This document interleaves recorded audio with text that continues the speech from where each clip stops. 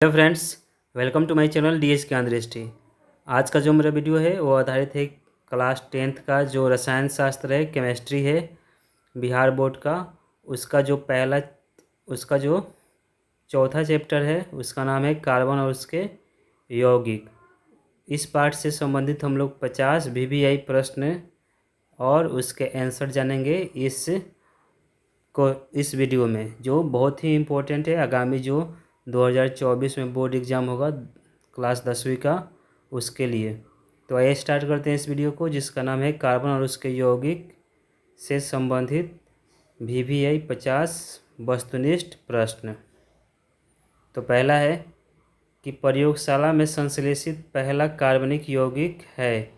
मतलब प्रयोगशाला में बनाया जाने वाला पहला कार्बनिक यौगिक है। ऑप्शन है A methane, B acetone, C urea या डी एसिटिक अम्ल। तो इसका जो सही जवाब होगा वो ऑप्शन सी हो जाएगा, यूरिया। प्रयोगशाला में संश्लेषित पहला कार्बनिक यौगिक यूरिया है। प्रश्न संख्या 2 है, प्रथम कार्बनिक यौगिक यूरिया का संश्लेषण किसने किया था? ऑप्शन है ए कोल्बे, बी वोहलर, सी वर्जिलियस या डी इनमें से कोई नहीं।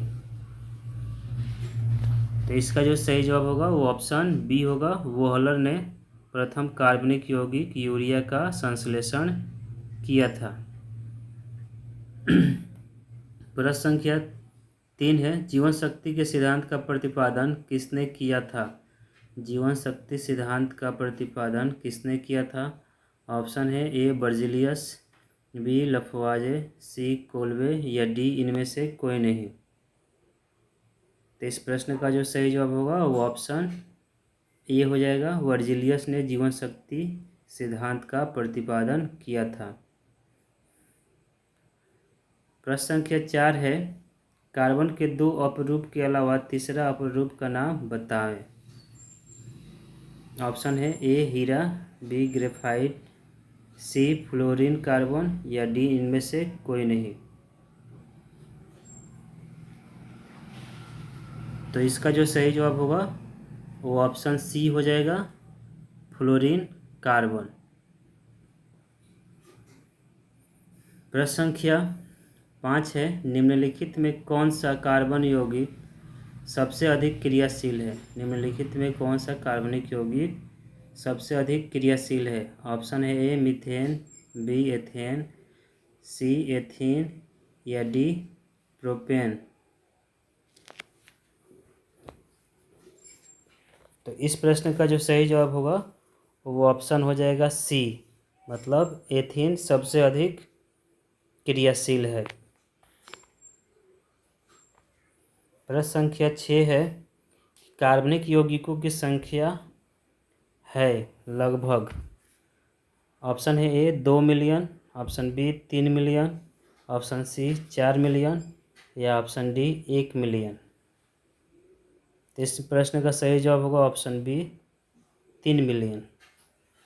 प्रश्न संख्या 7 है, कार्बन ऑक्सीजन में दहन कर कार्बन डाइऑक्साइड और प्रचुर मात्रा में ऊष्मा उत्पन्न करता है। यह किस प्रकार की अभिक्रिया है?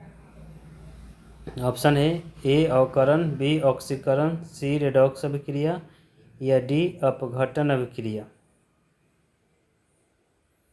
तो इस प्रश्न का सही जवाब होगा ऑप्शन बी ऑक्सीकरण अभिक्रिया। प्रश्न संख्या 8 है, हीरा और ग्रेफाइट कार्बन के क्या है? हीरा और ग्रेफाइट कार्बन के क्या है? ऑप्शन है ए समवयी, बी समस्थानिक, सी बहुलक या डी अपरूप। तो इस प्रश्न का सही जवाब होगा ऑप्शन डी अपरूप।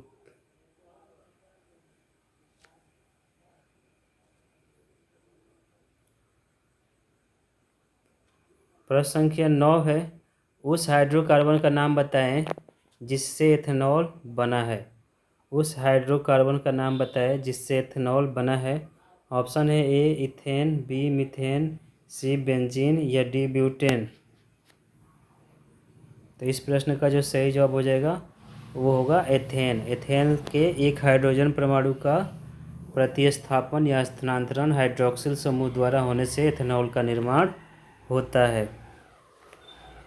प्रश्न संख्या 10 है, संतृप्त हाइड्रोकार्बन वायु में जलकर किस प्रकार की ज्वाला उत्पन्न करते हैं? ऑप्शन है ए काली धुआं, बी पीली धुआं, सी स्वच्छ ज्वाला या डी लाल ज्वाला। तो इसका जो ऑप्शन होगा, आंसर होगा वो ऑप्शन सी हो जाएगा, स्वच्छ ज्वाला। प्रश्न संख्या 11 है, असंतृप्त हाइड्रोकार्बन वायु में जलकर कैसी धुआं उत्पन्न करता है? ऑप्शन है ए पीली धुआं, बी काले धुएं वाली पीली ज्वाला, सी नीली ज्वाला या डी हरी धुआं वाली ज्वाला। तो इसका सही जवाब हो जाएगा ऑप्शन बी काले धुएं वाली पीली ज्वाला। प्रश्न संख्या 12 है, कैल्शियम कार्बाइड जल से अभिक्रिया कर देता है। कैल्शियम कार्बाइड जल से अभिक्रिया कर देता है। ऑप्शन है A methane, B ethane, C ethane या डी एथाइन। तो इस प्रश्न का सही जवाब होगा ऑप्शन डी एथाइन। कमेंट में बताइए एथाइन का रासायनिक सूत्र क्या होता है। प्रश्न संख्या 13 है, एसेटिक अम्ल का आईपीएसी नाम है। एसेटिक अम्ल का आईपीएसी नाम है। ऑप्शन है ए एथेनोइक अम्ल, बी मेथेनोइक अम्ल, सी प्रोपेनोन या डी इनमें से कोई नहीं। तो इसका सही जवाब होगा ऑप्शन ए एथेनोइक अम्ल एसेटिक अम्ल का आईपीएसी नाम है, क्योंकि यह कार्बोक्सिलिक अम्ल है और इसके आईपीएसी नामकरण के लिए उसके प्राप्ति स्रोतों में ओइक अनुलग्न जोड़ देता है। OIC ओइक अनुलग्न जोड़ दिया जाता है। प्रश्न संख्या 14 है, ऑक्जेलिक अम्ल का प्राकृतिक स्रोत निम्नलिखित में कौन है? ऑक्जेलिक अम्ल का प्राकृतिक स्रोत निम्नलिखित में कौन है? ऑप्शन है ए संतरा, बी टमाटर, सी सिरका या डी इमली। तो इसका जो सही जवाब होगा वो ऑप्शन बी हो जाएगा, टमाटर ऑक्जेलिक अम्ल का प्राकृतिक स्रोत है। प्रश्न संख्या 15 है, CHO अभिक्रियामूलक को क्या कहते हैं? CHO अभिक्रियामूलक को कहते हैं। ऑप्शन है एल्डिहाइड, बी अल्कोहल, सी कीटोन या डी इनमें से कोई नहीं। तो इसका सही जवाब हो जाएगा ऑप्शन ए एल्डिहाइड कहते हैं। इसको कार्बोनिल मूलक भी कह सकते हैं। प्रश्न संख्या 16 है कि COOH अभिक्रियाशील मूलक को क्या कहते हैं? ऑप्शन है ए कीटोन, बी एल्डिहाइड, सी कार्बोक्सिलिक अम्ल या डी ईथर। तो इस प्रश्न का जो सही जवाब होगा वो ऑप्शन सी हो जाएगा, कार्बोक्सिलिक अम्ल। प्रश्न संख्या 17 है, निम्नलिखित में कौन समवायी है? निम्नलिखित में कौन समवायी है? ऑप्शन ए है C2H6 और C6H6। ऑप्शन बी है C5H10 और C2H12। ऑप्शन सी है C2H5OH और CH3OCH3 और ऑप्शन डी है CH4 और C2H6। तो इस प्रश्न का जो सही जवाब होगा वो ऑप्शन सी हो जाएगा, C2H5OH और CH3OCH3, क्योंकि दोनों साइड कार्बन, हाइड्रोजन और ऑक्सीजन की संख्या समान है, जिसको C2H5OH को एथेनॉल कहते हैं और CH3OCH3 को मिथॉक्सी मीथेन या डाई मेथिल ईथर कहते हैं। यानी इसका सही जवाब ऑप्शन सी होगा। प्रश्न संख्या 18 है, निम्न में कौन सा संयोजी यौगिक है? ऑप्शन है A methane, B sodium chloride, C calcium chloride या डी इनमें से कोई नहीं। तो इसका जो सही जवाब हो जाएगा वो होगा मीथेन। प्रश्न संख्या 19 है, निम्न में से कौन सा यौगिक ईंधन के रूप में इस्तेमाल किया जा सकता है? निम्न में से कौन सा यौगिक ईंधन के रूप में इस्तेमाल किया जा सकता है? ऑप्शन है ए एथेनॉल, बी प्रोपेनॉल, सी एथेनोइक अम्ल या डी इनमें से कोई नहीं। तो इस प्रश्न का जो सही जवाब होगा वो ऑप्शन ए हो जाएगा, एथेनॉल। चीनी का रासायनिक सूत्र क्या है? प्रश्न संख्या 20 है, चीनी का रासायनिक सूत्र क्या है? ऑप्शन है ए CH3COOH, ऑप्शन बी है C2H12O6, ऑप्शन सी है C12H22O11 और ऑप्शन डी है इनमें से कोई नहीं। तो इसका जो सही जवाब होगा ऑप्शन सी हो जाएगा। चीनी का रासायनिक सूत्र C12H22O11 होता है। प्रश्न संख्या 21 है, ग्लूकोज के एक अणु में ऑक्सीजन के कितने परमाणु होते हैं? ग्लूकोज के एक अणु में ऑक्सीजन के कितने परमाणु होते हैं? ऑप्शन है 4, बी 6, सी 8 या डी 12। तो इस प्रश्न का जो सही जवाब होगा वो ऑप्शन बी हो जाएगा 6, क्योंकि ग्लूकोज का जो रासायनिक सूत्र होता है C6H12O6। प्रश्न संख्या 22 है, प्रोपेन की आणविक संरचना निम्नांकित में से कौन है?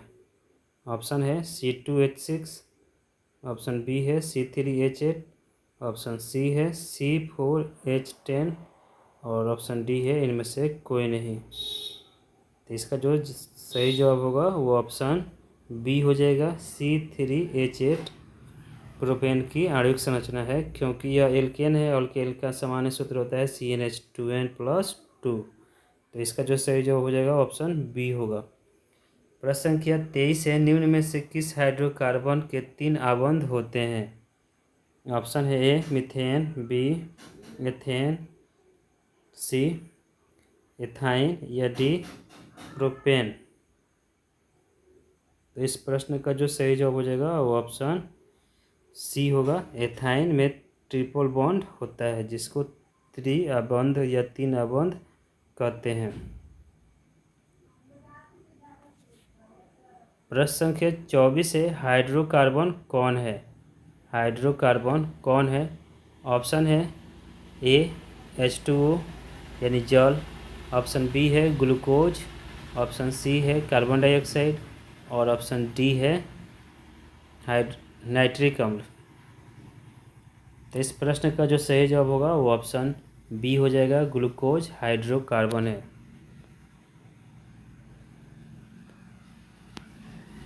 प्रश्न संख्या 25 है, कार्बन और हाइड्रोजन से बने यौगिक को क्या कहते हैं? कार्बन और हाइड्रोजन से बने यौगिक को क्या कहते हैं? बहुत ईजी सवाल है। ऑप्शन है ए अल्नाल, बी कीटोन, सी हाइड्रोकार्बन या डी इनमें से कोई नहीं।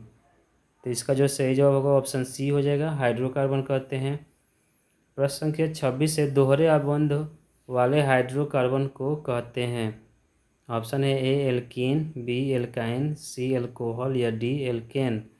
तो इस प्रश्न का जो सही जवाब होगा वो ऑप्शन ए हो जाएगा, एल्कीन कहते हैं और इनका सामान्य सूत्र होता है CnH2n। प्रश्न संख्या 27 है, कार्बन क्या है? कार्बन क्या है? ऑप्शन है ए धातु मेटल, बी अधातु नॉन मेटल, सी उपधातु मेटलॉइड्स या डी इनमें से कोई नहीं। तो इस प्रश्न का जो सही जवाब होगा वो ऑप्शन बी हो जाएगा, अधातु है कार्बन। प्रश्न संख्या 28 है, निम्न में कौन कार्बन के अपरूप हैं? ऑप्शन है ए हीरा, बी ग्रेफाइट, सी फ्लोरीन या डी उपयुक्त सभी। तो इस प्रश्न का जो सही जवाब होगा वो ऑप्शन डी हो जाएगा, उपयुक्त सभी कार्बन के अपरूप हैं। प्रश्न संख्या 29 है, संतृप्त यौगिक में ऑप्शन है ए द्विबंध, बी त्रिबंध, सी एकल बंध या डी उपर्युक्त सभी। तो इसका जो सही जवाब होगा वो ऑप्शन सी हो जाएगा, संतृप्त हाइड्रोकार्बन या संतृप्त यौगिक में एकल बंध होते हैं, यानी ऑप्शन सी। प्रश्न संख्या 30 है, निम्न में कौन सा असंतृप्त हाइड्रोकार्बन है? निम्न में कौन सा असंतृप्त हाइड्रोकार्बन है? ऑप्शन है A methane, B ethane, C ethene या डी इनमें सभी। तो इस प्रश्न का सही जवाब हो जाएगा एथीन, क्योंकि एथीन में डबल बॉन्ड होता है, इसलिए यह असंतृप्त हाइड्रोकार्बन है। प्रश्न संख्या 31 है, निम्न में कौन कार्बनिक यौगिक की अभिक्रिया नहीं है? निम्न में कौन कार्बनिक यौगिक की अभिक्रिया नहीं है?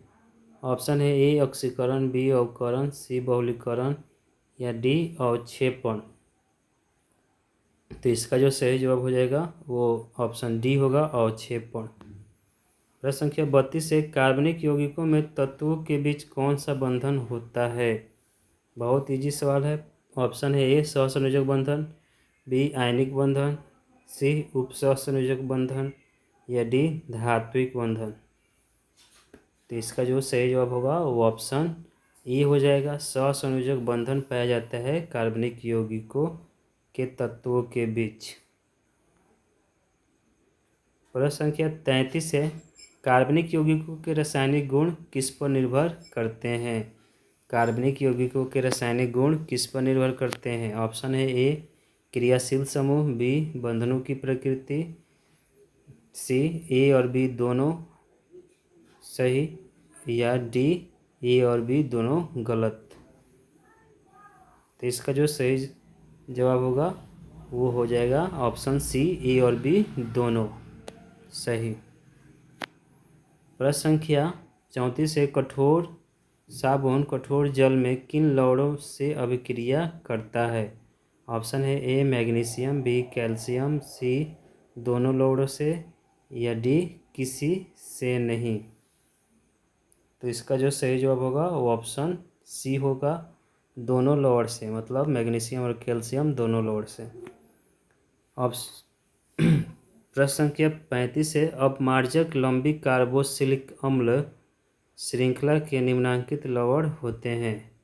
ऑप्शन है ए सल्फेट लवण, बी अमोनियम लवण, सी सल्फोनेट लवण या डी बी और सी दोनों। तो इस प्रश्न का जो सही जवाब होगा वो ऑप्शन डी होगा, बी और सी दोनों, अर्थात अमोनियम एवं सल्फोनेट लवण। प्रश्न संख्या 36 है,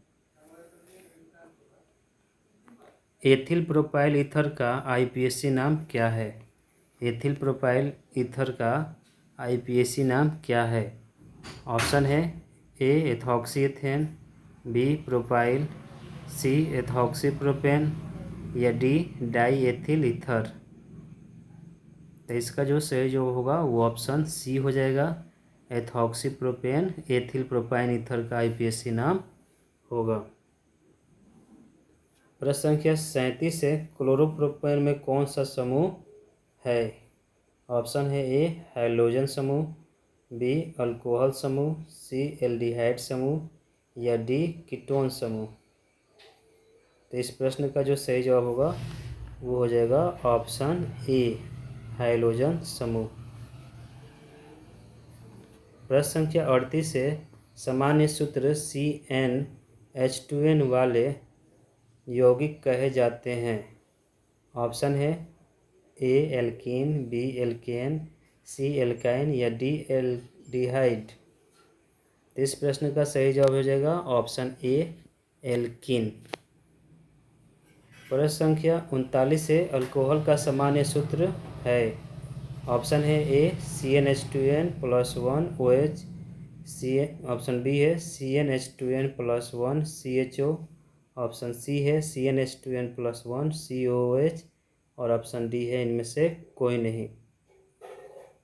तो इसका जो सही जवाब होगा वो ऑप्शन ए हो जाएगा, CnH2n+1OH, यानी अल्कोहल में हाइड्रोक्सिल समूह होता है। प्रश्न संख्या 40 है, चीनी के किण्वन से क्या बनता है? चीनी के किण्वन से क्या बनता है? चीनी के किण्वन ईस्ट नामक एंजाइम से कराया जाता है। ऑप्शन है ए एथेनॉल, बी एथेनोइक अम्ल, सी मीथेन या डी एथेन। इसका जो सही जवाब होगा वो ऑप्शन ए हो जाएगा, एथेनॉल, जिसको इथाइल अल्कोहल भी कहते हैं। प्रश्न संख्या 41 है, क्लोरोफॉर्म का रासायनिक सूत्र है।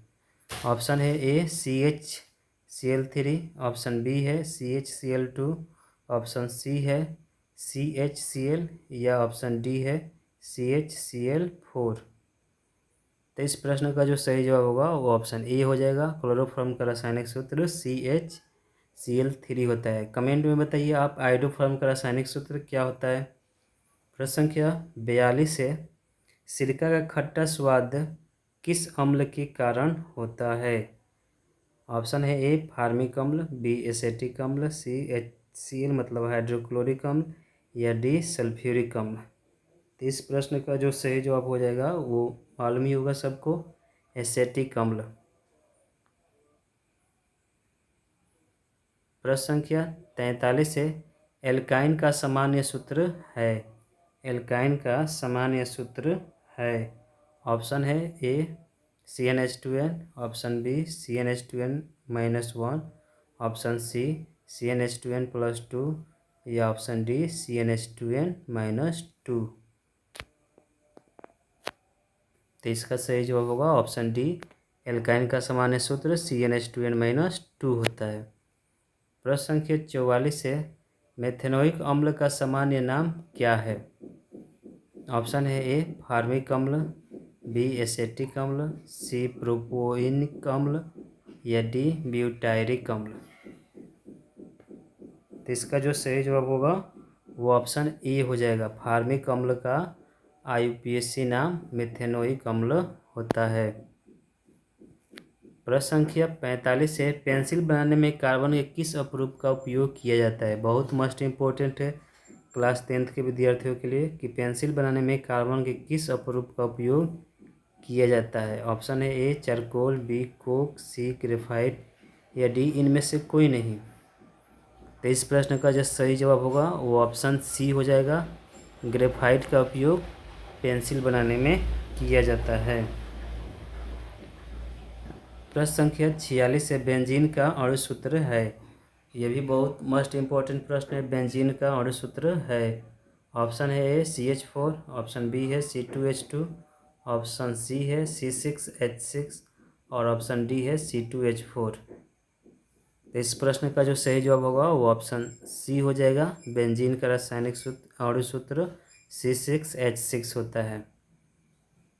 प्रश्न संख्या 47 है, एथीन का सूत्र है। एथीन का अणु सूत्र है। ऑप्शन है C2H6, ऑप्शन बी है CH4, ऑप्शन सी है C2H4, या ऑप्शन डी है CH2। तो इसका जो सही जवाब होगा वो ऑप्शन सी हो जाएगा, एथीन का अणु सूत्र C2H4 होता है, क्योंकि एल्कीन का सामान्य सूत्र CnH2n होता है, और C2 जिस कार्बन परमाणु की संख्या होती है उसको हम ईथ कहते हैं। प्रश्न संख्या 48 है, एथेनोइक अम्ल का सूत्र है। एथेनोइक अम्ल का सूत्र है। ऑप्शन है ए HCOH, ऑप्शन बी है CH3OH, ऑप्शन सी है CH3COH, और ऑप्शन डी है CH3OCH3। तो इसका जो सही जवाब होगा वो ऑप्शन सी हो जाएगा, एथेनोइक अम्ल का सामान्य सूत्र CH3COH होता है, और इसमें कार्बोक्सिलिक समूह जुड़ा रहता है। प्रश्न संख्या 49 है, कौन सा हाइड्रोकार्बन सबसे सरल यौगिक है। कौन सा हाइड्रोकार्बन सबसे सरल यौगिक है। बहुत ईजी सवाल है। ऑप्शन है A methane, B ethane, C propane, या डी ब्यूटेन। तो इसका जो सही जवाब हो जाएगा वो ऑप्शन ए हो जाएगा, मीथेन। मीथेन को मार्स गैस भी कहा जाता है। प्रश्न संख्या 50 से इस वीडियो का अंतिम प्रश्न है, मोस्ट VVI है। प्रश्न है, मीथेन किसका उदाहरण है। मीथेन किसका उदाहरण है। ऑप्शन है ए एल्केन का, बी एल्कीन का, सी एल्काइन का, या डी बेंजीन का। तो इसका जो सही जवाब होगा वो ऑप्शन ए हो जाएगा, एल्केन, क्योंकि मीथेन में ए न रहे तो यह एल्केन का उदाहरण है, और एल्केन का सामान्य सूत्र होता है CnH2n+2। तो फ्रेंड्स ये था हमारा आज का वीडियो, जो आधारित था क्लास 10th का जो केमिस्ट्री है उसका जो चौथा चैप्टर है कार्बन और उसके यौगिक से संबंधित VVI 50 वस्तुनिष्ठ प्रश्न, most important 50 multiple choice questions and answer पर, जिसको आप देखें। वीडियो को लाइक कीजिए, शेयर कीजिए, और यदि आप पहली बार इस चैनल पर विजिट कर रहे हैं तो प्लीज़ चैनल को सब्सक्राइब कर लें और बेल आइकन को दबा दें, जिससे जो भी वीडियो बनाऊँ उसका नोटिफिकेशन आपको मिल जाए। Thank you for listening and watching.